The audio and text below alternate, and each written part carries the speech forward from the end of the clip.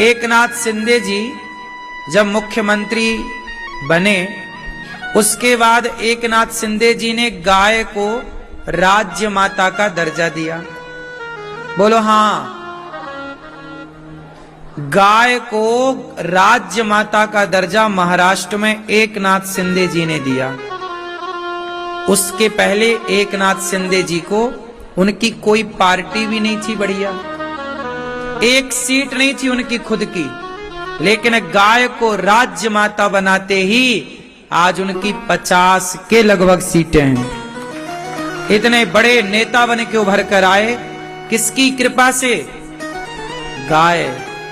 सरकार फिर उनकी बनी, उनको बहुमत मिला।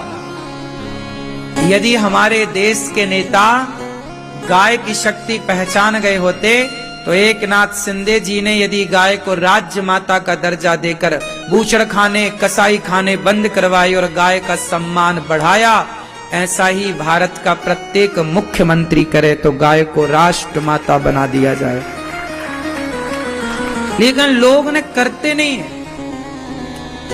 अब तो करना चाहिए। देखो गाय की कृपा क्या होती है, एकनाथ शिंदे जी से पूछ लो।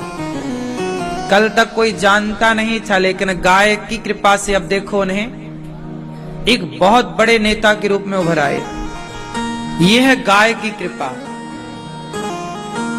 लोग समझते नहीं है गाय को। गाय को लोग, कुछ लोग तो जानवर कहते हैं, ये तो जानवर है। मूर्ख हैं वो लोग जो गाय को जानवर कहते हैं। गाय माता है हम सबकी। गावो विश्वस्य मातरा। गाय का सम्मान हमारे शास्त्रों में है। समुद्र मंथन से निकली है गाय। जिस समुद्र मंथन से लक्ष्मी और अमृत प्रकट हुआ, उसी समुद्र मंथन से गौ माता प्रकट हुई है। इसलिए गाय को देवी कहा जाता है। इसलिए सनातन में गाय की पूजा होती है, नहीं होती? हमारे भारत में गौदान होता है, कुत्ता दान नहीं होता, गधा दान नहीं होता। इसलिए गावो विश्वस्य मातरा। गाय सबकी माता। खूब सेवा करनी चाहिए गौ माता की। हम तो बहुत बहुत साधुवाद देते हैं एकनाथ शिंदे जी को। जीत की खूब खूब बधाई दे रहे हैं, क्योंकि आपने वो काम किया जो आजाद भारत के किसी नेता ने नहीं किया, वो एकनाथ शिंदे जी ने किया। गाय को राज्य माता का दर्जा बताइए, आज के पहले किसने नेता ने दिया? बड़े बड़े नेता आए, हिंदूवादी नेता आए, लेकिन कोई गाय की तरफ खड़ा नहीं हुआ। नेता लोग जाके संसद में ना पता नहीं कैसे हो जाते हैं। यहाँ बातें करेंगे अच्छी, वहां जाके पता नहीं उनको क्या हो जाता है। चिकन बिरयानी खाने के बाद बुद्धि भ्रष्ट हो जाती है।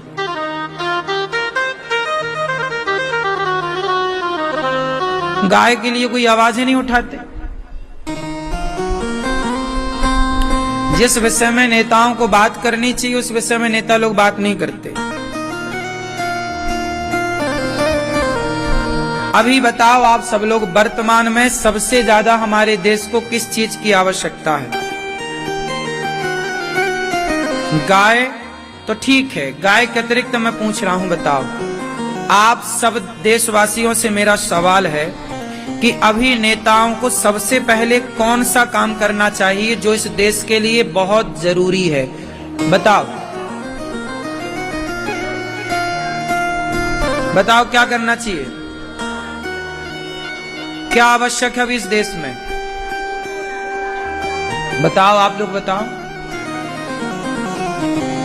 आप लोगों को ये सब पता होना चाहिए। आपको पता नहीं है। अभी इस देश को सबसे ज्यादा जरूरत है जनसंख्या नियंत्रण की।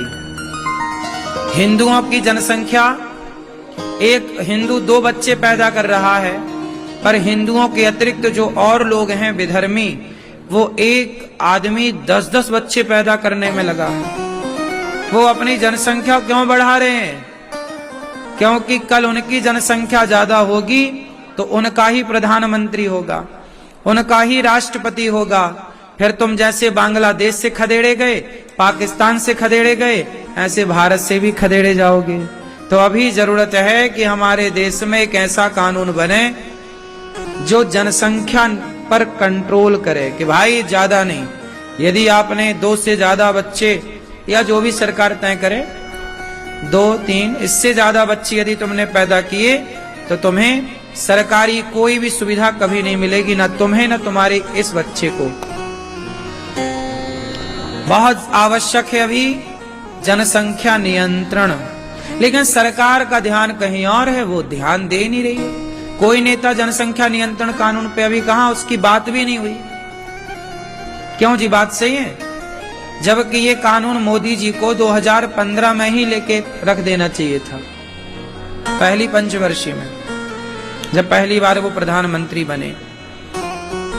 मोदी जी नहीं बनाएंगे जनसंख्या नियंत्रण कानून तो फिर कौन बनाएगा?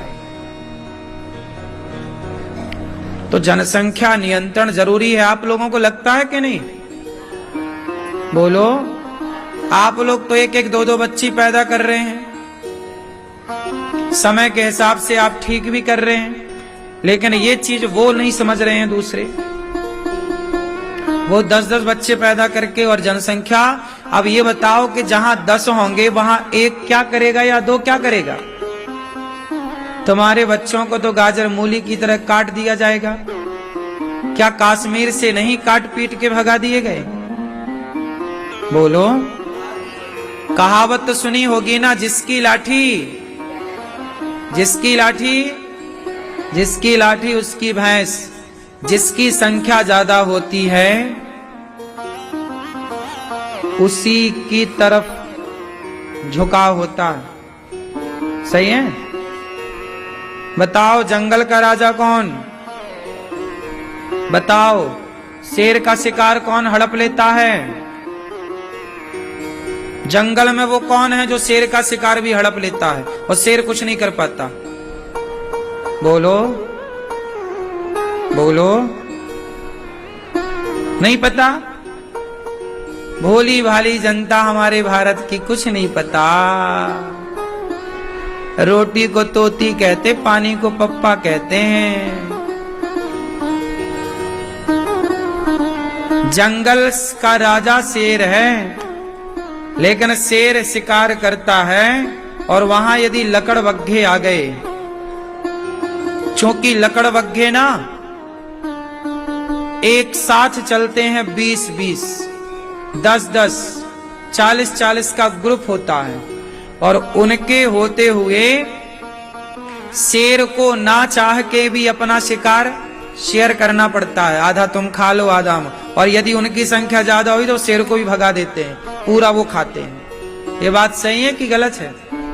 एक तरफ शेर खाता है, पीछे की तरफ से लकड़बग्घे खाते हैं। शेर कुछ नहीं कर पाता, शेर कुछ नहीं कर पाता लकड़बग्घों का, क्योंकि एक लकड़बग्घा होए तो शेर कर भी ले, 2 होए तो कर भी ले, 20 हैं, 50, ऐसे ही। इसलिए जंगल का राजा शेर है, ये कहना समझदारी नहीं है। जंगल का राजा वही है जिसमें संगठन है, संगठित जो है वो जंगल का राजा।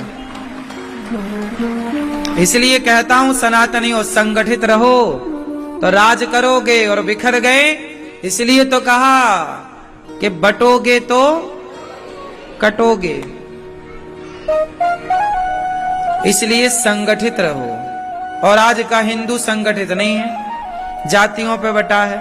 मैं गुज्जर, मैं ठाकुर, मैं जाटव, मैं यादव, मैं फला, मैं ब्राह्मण, मैं क्षत्रिय, मैं वैश्य, मैं शूद्र, बट गया।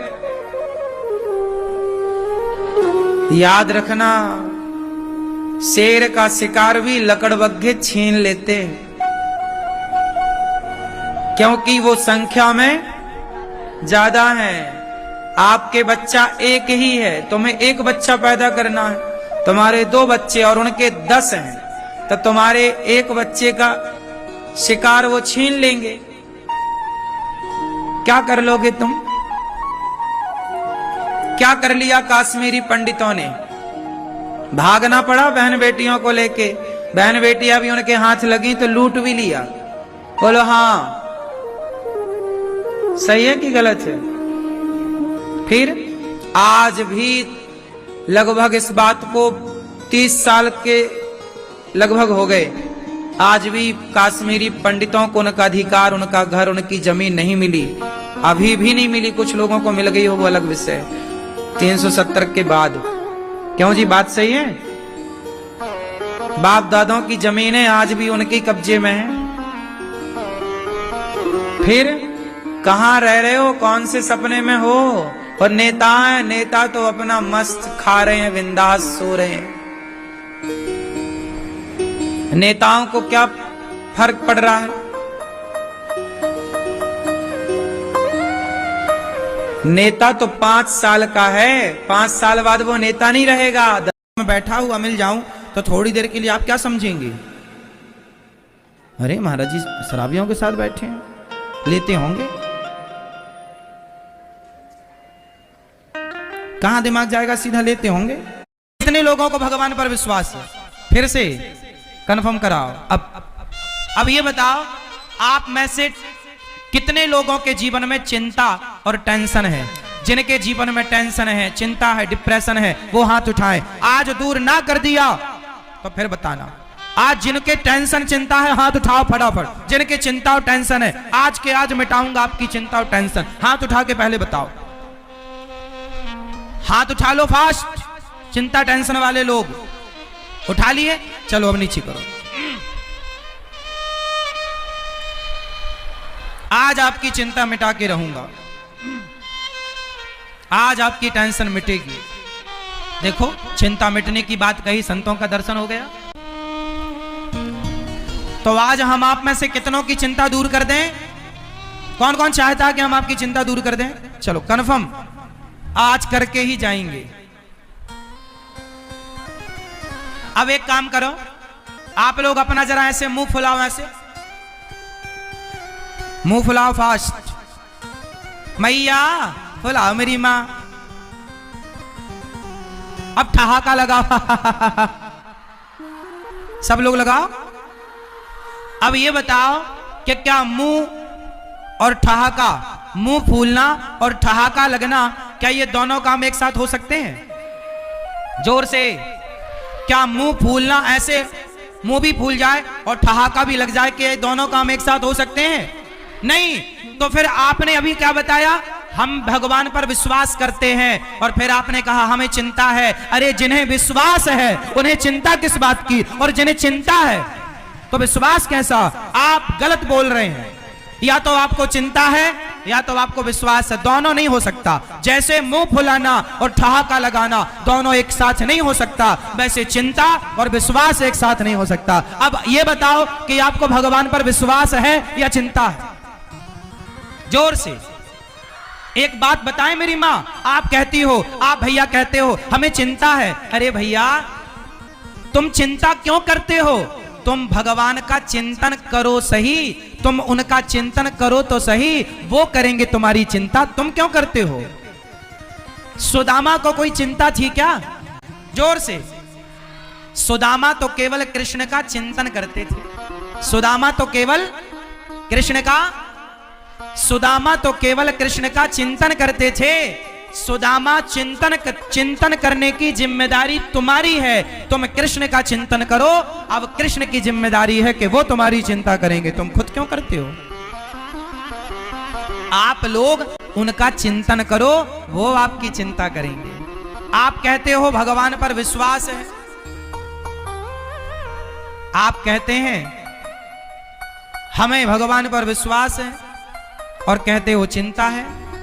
ना मेरी मां, जब विश्वास कर लिया तो तेरी मेरी बिगड़ी बनाना तेरा काम है, तेरी चौखट पे आना मेरा काम है, मेरी बिगड़ी बनाना तेरा काम है।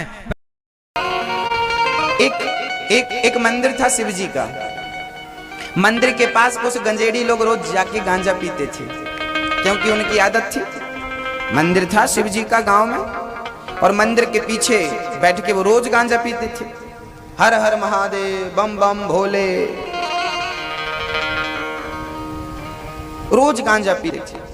और चिलम चढ़ाने के पहले ना शंकर जी का नाम जरूर लेते थे। हर हर महादेव, चिलम चंडी, आओ, शंकर जी का नाम लेते थे। एक दिन शंकर जी को लगा कि इनको यहां बैठते बैठते 15 वर्ष हो गए, क्यों ना आज हम इन्हें दर्शन दे दें। तो शंकर जी ने आज उन्हें दर्शन देने का प्लान किया, मन बनाया कि चलो आज हम इन्हें दर्शन दे ही देते हैं। शिव जी जब उन लोगों ने गांजा पीना प्रारंभ किया, चिलम चढ़ानी प्रारंभ की, तो उन्होंने नाम लिया शिव जी का, हर हर महादेव। शंकर जी आ गए पूरे स्वरूप में, भस्मी रमी थी और मृगछाला, और हाथ में त्रिशूल, तो हाथ में डमरू, तो सर्पों की माला, तो चंद्रमा, तो जल की धार। पूर्ण रूप से शिव जी आकर खड़े हो गए। और गांजा पीने वालों ने जब देखा कि कोई खड़ा है, एक ने इशारा किया, देखो तो अपने आप को शिव बना के अपनी क्या हालत कर रखी है इसने। गंजेड़ियों ने बोला, भाई साहब कौन हो आप? शिव जी बोले, मैं शिव हूं, मैं वो शिव हूं जिसे तुम रोज याद करते हो।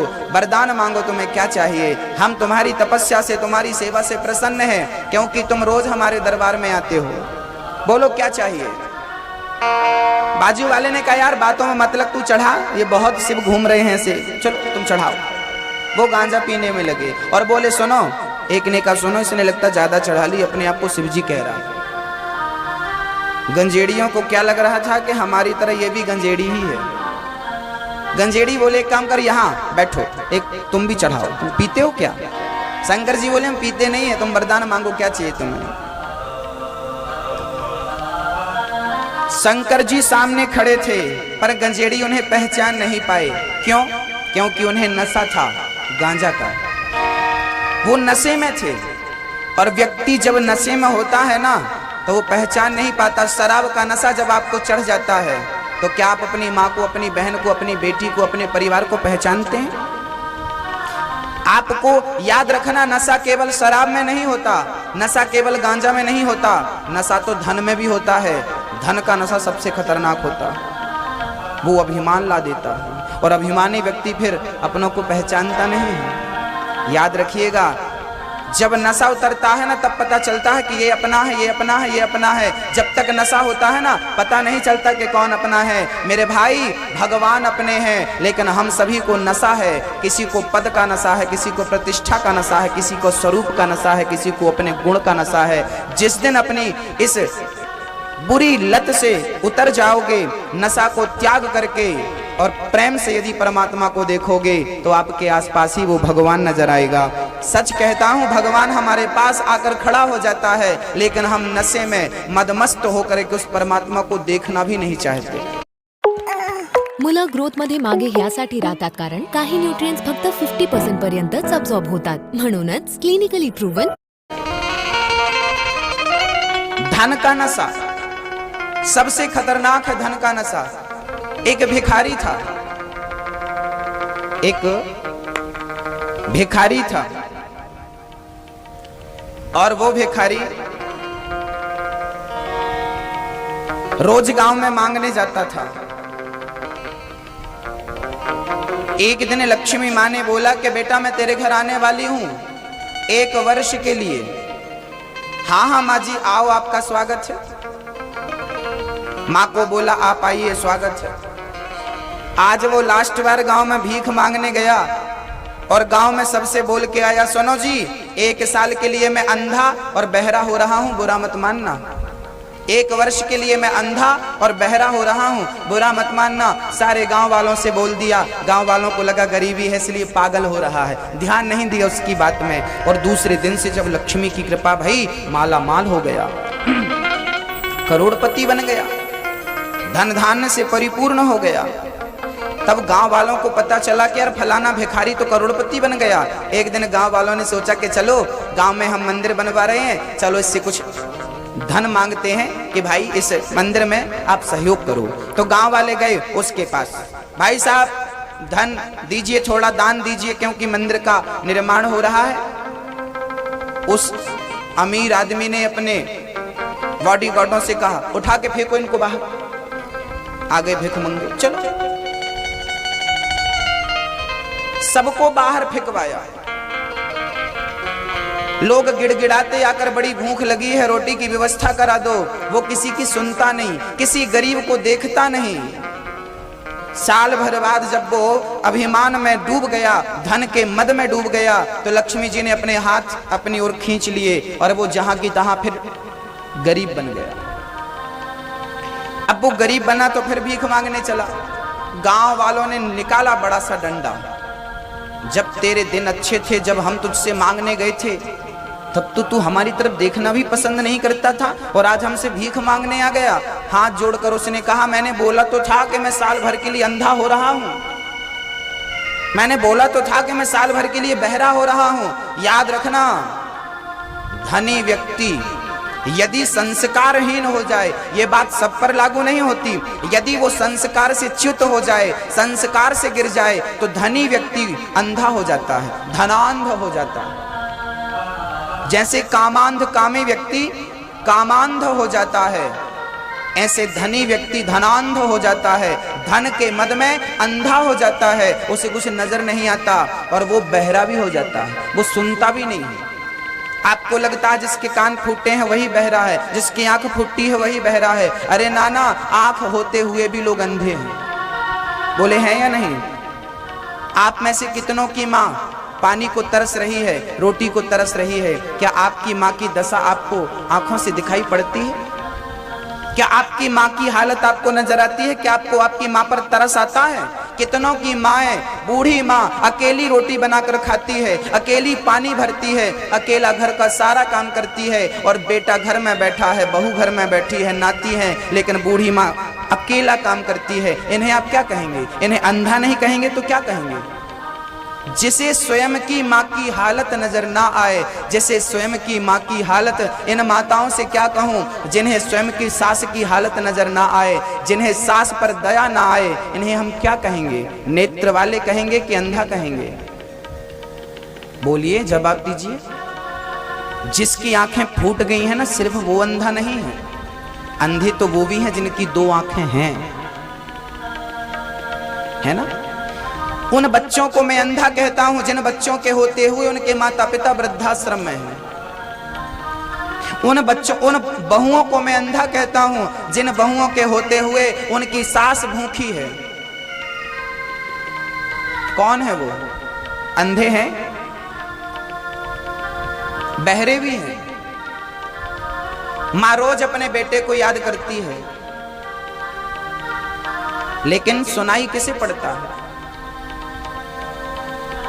हम जैसे लोग हजारों बार आते हैं और कहते हैं सच सच बोला करो, सत्य बोला करो। आप लोग कथाओं में आते भी हैं और सच की शिक्षा पाते भी हैं, लेकिन सच बताना, यहां से जाने के बाद आप झूठ बोलते हो कि नहीं? बोलो हाँ या ना। बोलते हैं तो बहरे हो के नहीं? लोग कहते हैं ना, बहरे हो क्या, सुनाई नहीं पड़ रहा है? बोला ना। ऐसे हम भी कितनी बार बोल चुके हैं आपसे, सच बोला करो, सत्यम ब्रूयात प्रियम ब्रूयात। शास्त्र कहते हैं सच बोलना चाहिए। गुरु तुलसीदास जी कहते हैं सत्य बराबर तप नहीं, झूठ बराबर पाप, जाके हृदय साच है, प्रभु ताके हृदय आप। इस दुनिया में सच से बड़ा पुण्य कुछ नहीं है और झूठ से बड़ा पाप कुछ नहीं है। आप बताइए, आपको किस किस को पता है कि झूठ बोलने से पाप लगता है? हाथ उठाइए जिसे पता है झूठ बोलने से पाप लगता है। ये बात किसे पता है? हाथ उठाओ। दादाजी आपको पता नहीं है? पीछे वाले हाथ उठाओ। पता है तो पता है, सबको पता है, बच्चे से लेकर वृद्ध तक को पता है कि झूठ बोलना पाप है। और हम जैसे आपको कितनी बार कह चुके हैं, गुरुजन कितनी बार कह चुके हैं, शास्त्र और वेद चिल्ला चिल्ला करके कहता है कि झूठ बोलना पाप है, फिर भी आप सुनते हो? क्यों नहीं सुनते? प्रश्न खड़ा होता है, बहरे हो क्या? तो बहरा कौन है, अंधा कौन है? हम ही तो हैं, हम ही हैं।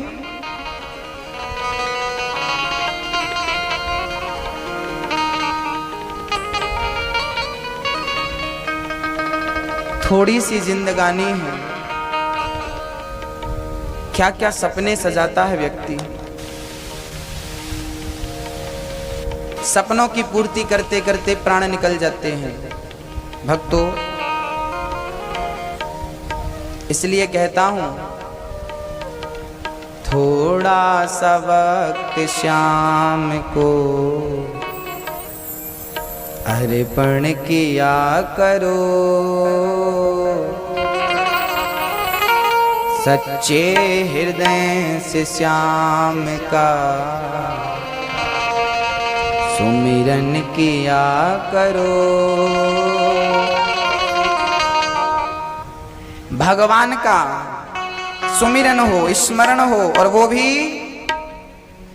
सच्चे हृदय से हो। सच के मार्ग पर चलिए।